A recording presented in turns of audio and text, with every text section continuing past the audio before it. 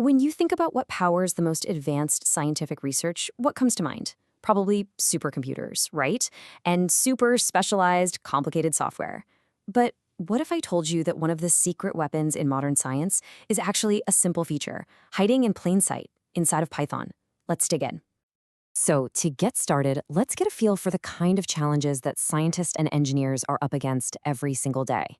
We're not talking about simple spreadsheet calculations. They're wrestling with massive, often messy, datasets that demand some seriously sophisticated analysis. I mean, just look at this thing. This is a real piece of scientific software.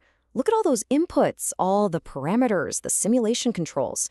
This is not a simple calculator. This is a heavy-duty professional toolbox designed for some pretty cutting-edge research. So you see something like that, and you gotta ask, right? What kind of crazy, specialized, hard-to-learn programming language does it take to build something so powerful? It's gotta be something really obscure and complicated, doesn't it? Well, you might be surprised. The answer, as it turns out, is refreshingly simple and way more accessible than you'd think. It's built on a language that's famous for being clean and easy to read, not for being complex. Yep, that entire scientific powerhouse we just saw is built using Python, a language that people love because of its simplicity. So, how in the world does such a straightforward language handle such complex problems? Well, the answer is baked right into its fundamental design. See, the power doesn't come from some hidden, secret feature. It comes from Python's core building blocks, what programmers call its built-in types. These are the absolute basics, things like numbers and text that are just there, ready to go the second you start coding. So when we talk about numbers in Python, you've got your usual suspects, integers and decimals, or floats. But it also has native built-in support for something else, something that turns out to be an absolute superpower for science and engineering, complex numbers. And that's what we're going to zoom in on. Okay, let's dive into this because the way Python handles this one number type, a type that can be, let's be honest, a little intimidating in math class, is exactly what makes it so incredibly useful for scientists. Now, if you do remember complex numbers from back in the day, you probably remember the imaginary unit being written as the letter I. But in Python, it's a J. And that's not random. It's a little nod to the world of electrical engineering, where I was already taken. It stands for electrical current. And this right here is where you can see how elegant Python is.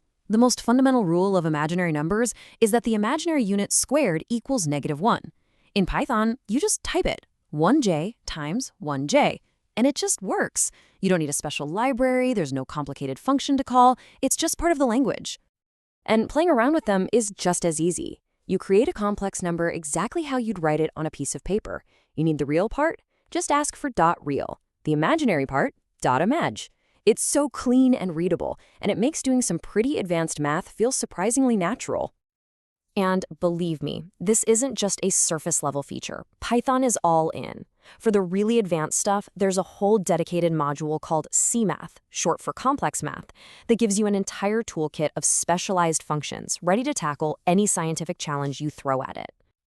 Okay, so this is the crucial part. We need to connect the dots.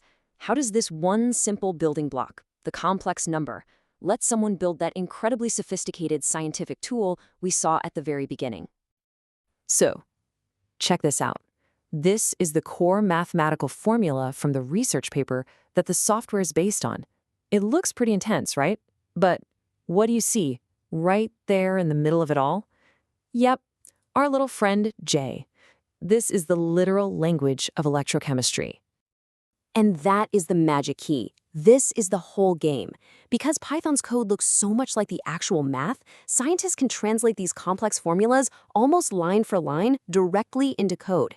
This isn't just faster. It makes the code so much easier to check for mistakes, and it means researchers can build their own tools without being programming wizards. And here's the payoff.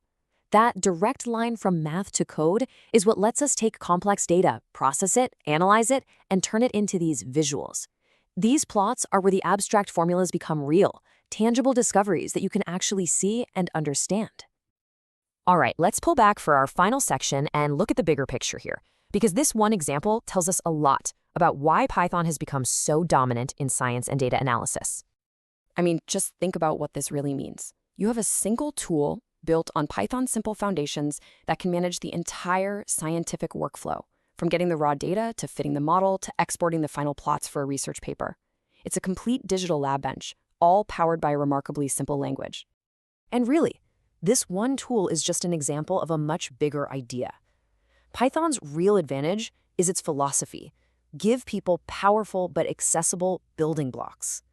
This empowers the experts, the actual scientists and engineers, to build the tools they need for the problems they have without waiting for a team of professional software developers. So I guess the big takeaway is this. Sometimes the most revolutionary technologies aren't the most complicated ones. They're the ones that make complexity manageable. Python took a single character, J, and turned it into a key that helps unlock brand new scientific discoveries.